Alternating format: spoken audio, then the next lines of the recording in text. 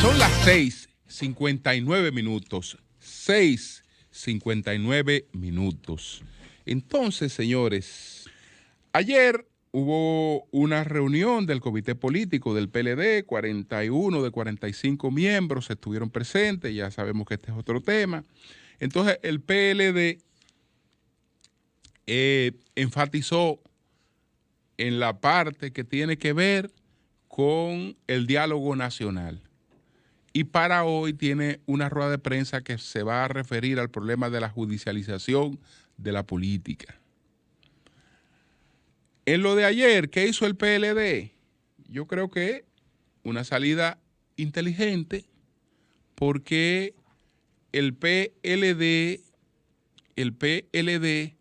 quiere como partido manejar su propia agenda. Y entonces, en vez de irse a la temática que se esperaba, digamos, la temática que domina la opinión pública publicada, valga la redundancia, que la opinión pública publicada tiene su atención en el tema judicial, el PLD sabe que la opinión pública no publicada anda en otra cosa. Anda en otra cosa, que incluso ya en términos de lo que es la atención, al tema este de la corrupción, pues tiene otros criterios. Yo tengo, por ejemplo, aquí un estudio que no voy a mostrar porque no tiene esa finalidad, pero me voy a referir a lo que plantea ese estudio de una de las principales firmas del país sobre cuáles son los principales problemas de la República Dominicana. ¿Cuáles son los principales problemas de la República Dominicana? Para que establezcamos la diferencia entre la opinión pública y la opinión pública publicada, que a veces la publicada está en una onda y la no publicada, que es la real, anda en otra cosa. ¿Cuál es la principal preocupación? ¿Cuáles son, en su opinión, cuáles son los problemas más importantes que tiene el país? Entonces, el más importante es el desempleo, que tiene un 54.8% en esta encuesta. El segundo, la delincuencia. El desempleo tiene un 54.8%. La delincuencia tiene un 46.9%. Entonces, el alto costo de la vida tiene un 38.8%. La economía tiene un 31.8%. La salud tiene 12.9%. Y la corrupción tiene 10.2%. Es decir, vamos a ver en la opinión pública no publicada cuál es el posicionamiento que tiene la corrupción en estos momentos. El primer lugar lo tiene el desempleo, el segundo lugar lo tiene la delincuencia, el tercer lugar lo tiene el alto costo de la vida, el cuarto lo tiene la economía, el quinto lo tiene la salud y el sexto lo tiene la corrupción, que tiene un 10.2%. ¿Qué ocurre? Cuando se inició en diciembre pasado, cuando pues se iniciaron los operativos y empezaron la sorpresa y la burla de que había que dormir con ropa, que eso arrancó en diciembre pasado, lo de duerman con ropa, etcétera, porque nada. Cuando eso arrancó,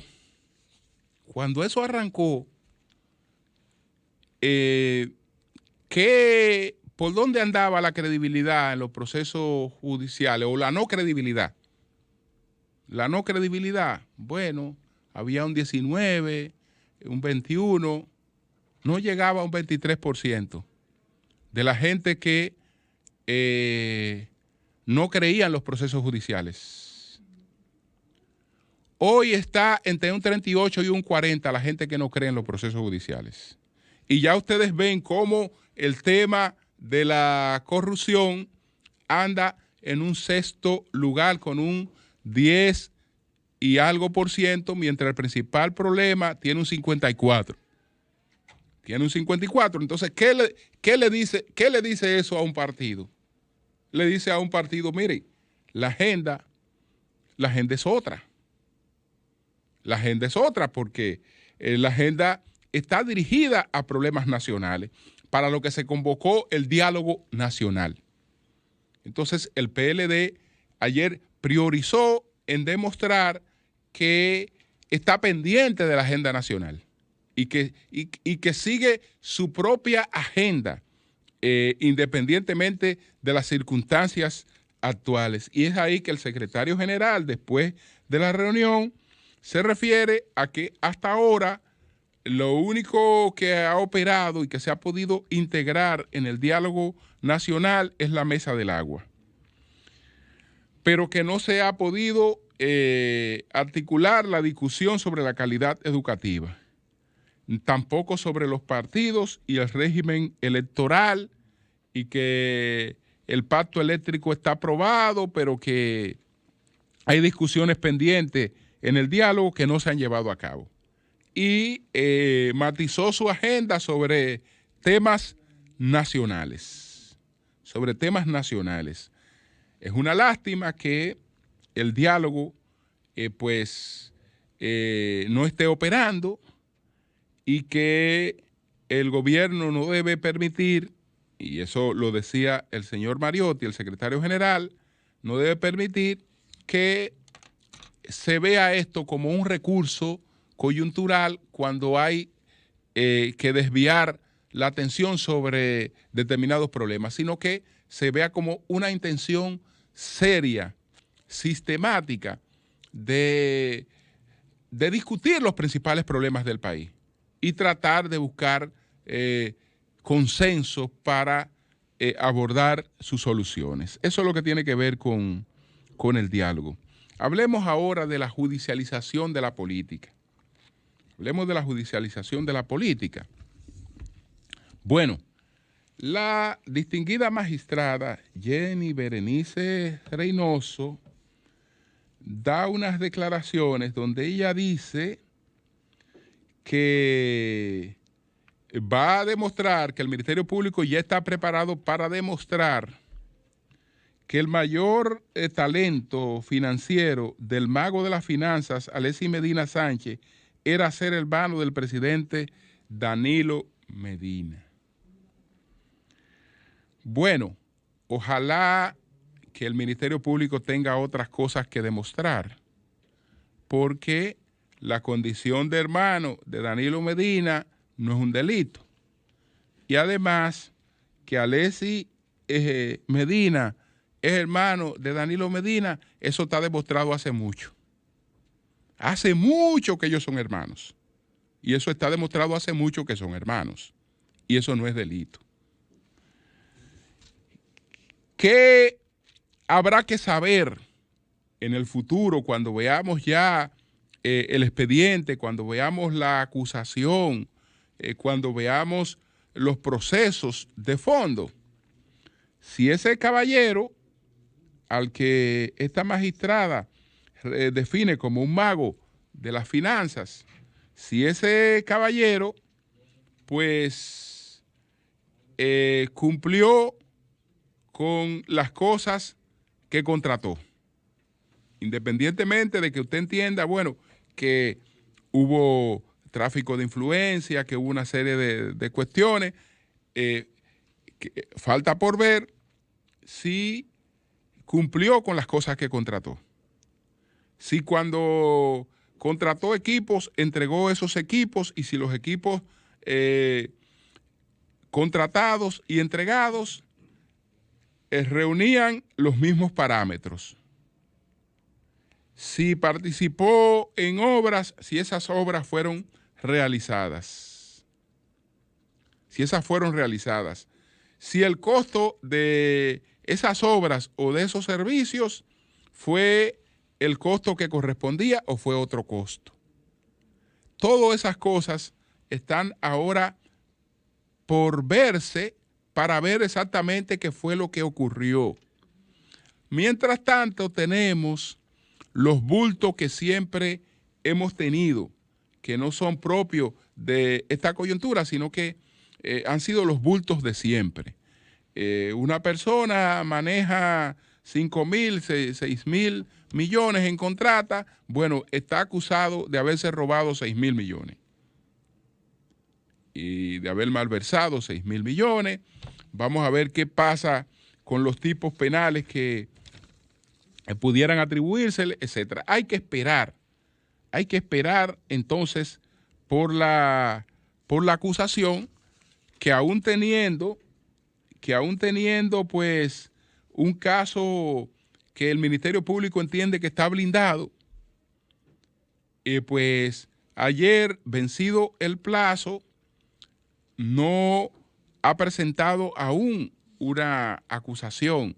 Sé que técnicamente tiene algunas maniobras, que hoy puede ser emplazado por el juez y que todavía tiene unos días para presentar la acusación, pero ya de lo que se trata es de que debe hablar la acusación.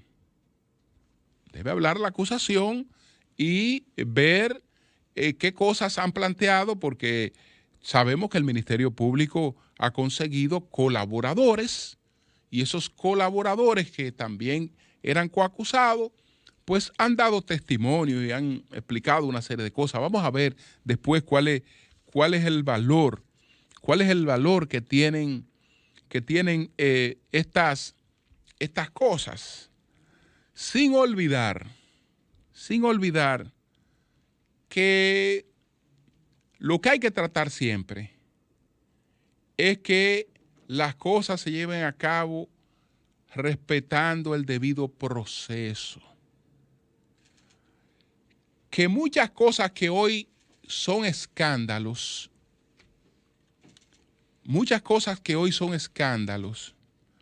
ayer fueron irregularidades que no se escandalizaron, o que por la coyuntura, que era otra coyuntura, que era otro partido, que era otra correlación de fuerza, esas cosas que eran irregularidades que no se escandalizaron son los expedientes actuales.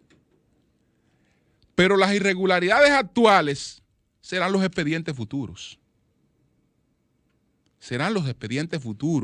Entonces, que se procese a todo el que haya que procesar. Que el que haya hecho una contratación con el Estado demuestre si cumplió o no con ella.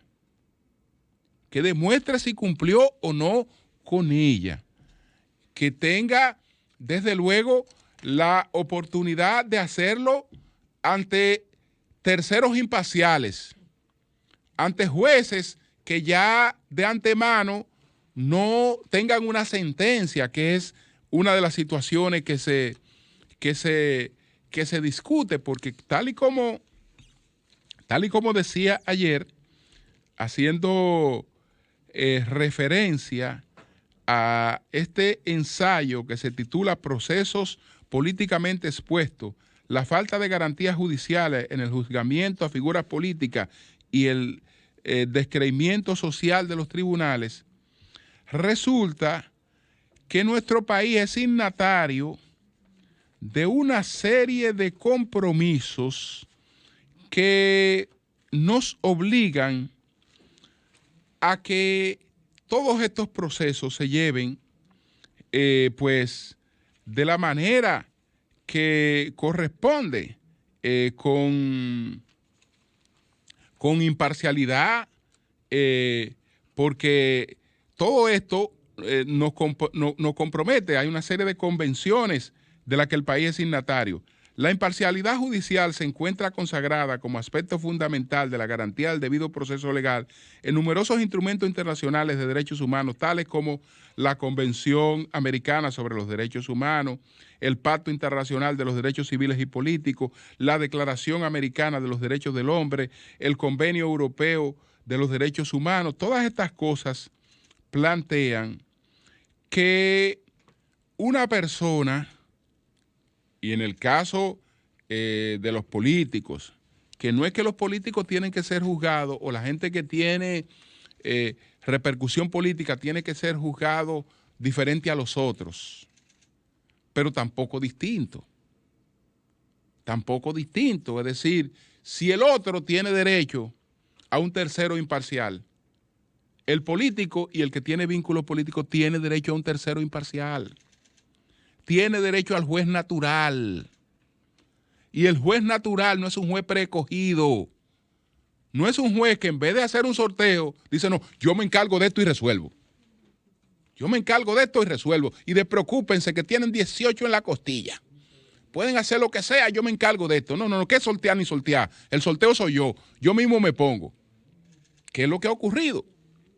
Y tal vez eso ha ocurrido porque eso también ocurrió en el pasado. Yo pienso que la jueza Kenia Romero dirá, bueno, el magistrado Alejandro Vargas hizo lo propio.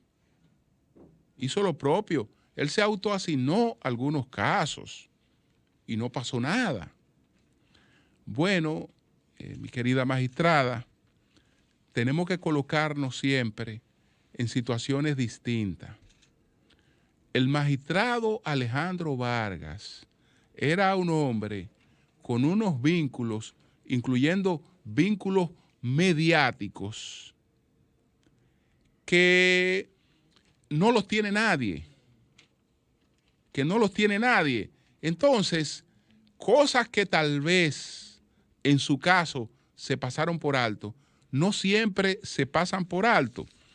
Yo recuerdo, y con esto finalizo, con esta anécdota, cuando se produce el cambio en el Imperio Romano de la dinastía de los Julio Claudio a la dinastía Flavia, que el último de los Julio Claudio fue Nerón, de la dinastía Julio Claudia fue Octavio, fue Tiberio, Calígula, Claudio, Nerón. Entonces, termina esa dinastía con Nerón y viene la dinastía Flavia. Cuando viene la dinastía Flavia, Tito, el hijo de Vespasiano, que estaba en la guerra contra los judíos, regresa a Roma y regresa con un matrimonio que era inaceptable por las normas sociales y una serie de cosas. Pero esa era la mujer que Tito amaba y la que quería. Entonces, cuando su padre, el emperador Vespasiano, le reprocha eso, él dice, no, pero los Julio Claudio hicieron lo que se les antojó. Y él le dijo, hijo mío, nosotros somos otra dinastía. Cosas que le toleraban a ellos, a nosotros no nos la van a tolerar. Olvídate de eso, que somos otra dinastía. Entonces, porque usted vea que cosas ocurrieron en el pasado y no tuvieron consecuencias, no, las cosas dependen de muchos factores, Eso va a tener consecuencias, porque eso es un atropello al debido proceso. Eso es un atropello, eso es un abuso. Y todo el que aplaude eso en estos momentos lo sabe, que en estos momentos no tiene consecuencias, pero no quiere decir que no la tendrá.